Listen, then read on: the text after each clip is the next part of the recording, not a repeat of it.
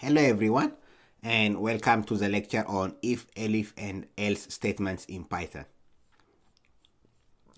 This if, elif and else statements are also called decision making.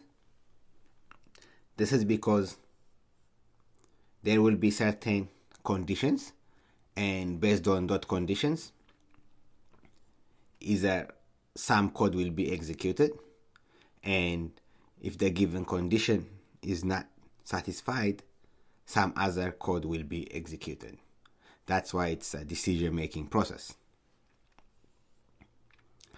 And based on statements given, the outcomes can be true or false.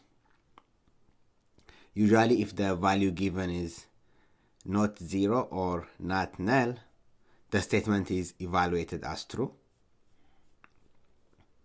And usually this is what the if-else statement looks like. We have the if statement, and then we have some, let's say, condition. So this condition is defined, and if that condition is true, this code will be executed. This code gets executed if that condition is true. Else, some other code gets executed.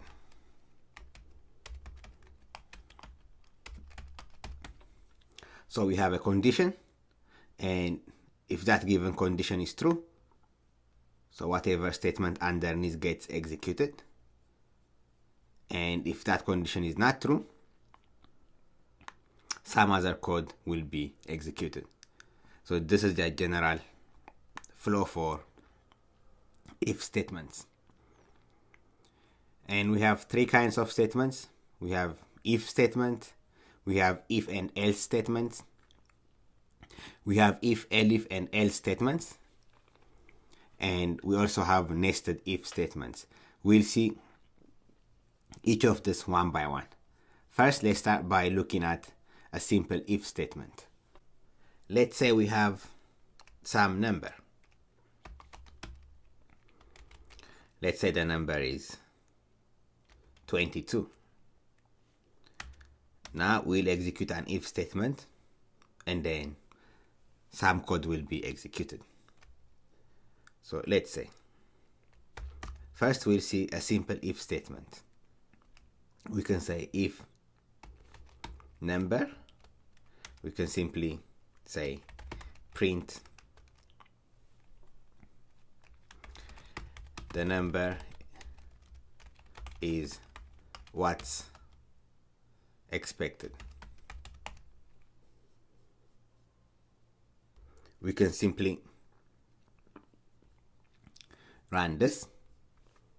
So the way we write if statement is we have if, and then we have our condition, colon, new line, indent. So execute this statement. So this if statement will execute. We'll check this condition. This is the condition. So if that condition is true, the statement underneath it will be printed or executed. So let's run the statement. We get the number is what's expected. So in this case, we mentioned that if the given condition, if the value is not 0 or if it's not null, that condition is evaluated as true. So here, the number we have defined is 22. Then if number, so in this case, number is not equal to 0. So the condition underneath it got executed. So that's the same as saying, in other words, it's the same as saying if number is double equal to 22. So that's another way of saying it. Okay, what if this condition was not true? Let's define another number. let's call it number 2, and then let's set it to be equal to 0. Now if we say if number 2 print the number is not expected, or whatever statement that we want. So what do you think will happen if we execute this statement? So let's run it. Nothing will happen. That's because this condition, when it checks for this condition, so the condition is not true. The value is 0. So in this case, when it checks for the if condition given here, it's not true. So this code of statement, this print statement, is not executed. As a result, we didn't get anything. And if we have another statement, let's say print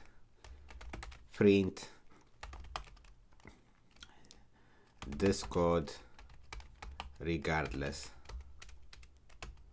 So if we add this condition, remember, this print statement is not part of the if condition. It's not part of our decision making.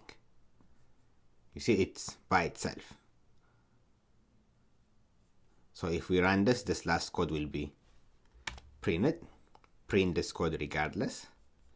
But if this was indented again, none of it will be printed. But this is by itself. It's not part of the if statement.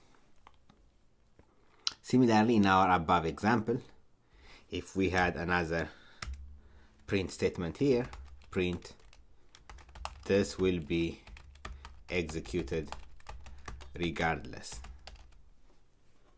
Okay, if we run that, we have the statement, this will be executed regardless.